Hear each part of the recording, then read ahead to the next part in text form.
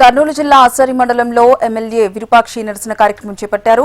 ఈ నేపథ్యంలో పోలీసులు నిరసన కార్యక్రమాన్ని అడ్డుకున్నారు. రేపు సీఎం చంద్రబాబు నాయుడు ఆసరికి ఎందుకు వస్తున్నారంటూ ప్రశ్నించారు.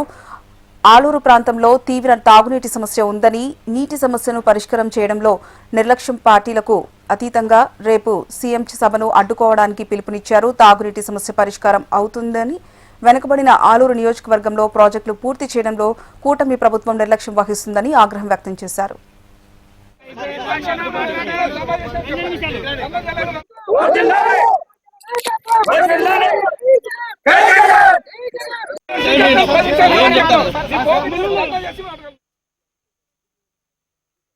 కర్నూలు జిల్లాకి ఏమి నిధులిస్తావు, ఏం డెవలప్మెంట్ ఏమైనా ప్రకటించిపోయినావు? మీరు ఈ ఆలూరుకి ఎంత నిధులు ఇస్తున్నావు అనే విధంగా మీ చంద్రబాబు నాయుడుకి మేము ఒకటే సూటి పరిశీలన చేస్తున్నాం. ఎందుకంటే ఆలూరు కాసేసి చాలా రోడ్లు అయితేనేమి, నీళ్ళు అయితేనేమి, నీళ్ళ సమస్య చాలా. ఎందుకంటే ఇప్పుడు మేమే కాదు, మీ కార్యకర్తలుగానే అడగండి, నీళ్ళ సమస్య మేము అబద్ధం చెప్తున్నాము. నీటి సమస్య గ్రామానికి పోయి ఏ గ్రామానికి పోయి అక్కా చెల్లెములు ఖచ్చితంగా ఓడాటం చేస్తున్నారు. ఎందుకంటే నీళ్లు ఎక్కడ చూసినా నీళ్ళు లేవు. ఆస్వాదం ఇంకా చాలా ఘోరంగా.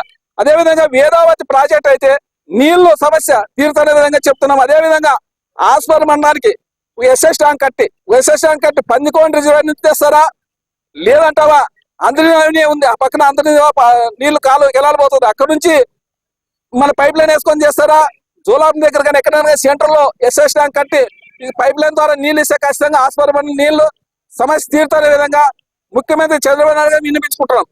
మీ ప్రభుత్వం చేయలేకపోతుంది కాబట్టి మేము ఈ రోజు రోడ్డును పడేయాల్సి వస్తుంది. అదేవిధంగా ఇంకోటి ఎవరు చెప్తున్నాను, ఈ ఆస్పత్రి గ్రామస్తుల మండలానికి ప్రజలకు చెప్తున్నాము. అదేవిధంగా మన అక్కా చెల్లెములు చెప్తున్నాము. ఖచ్చితంగా చంద్రబాబు నాయుడు రేపు వస్తారు.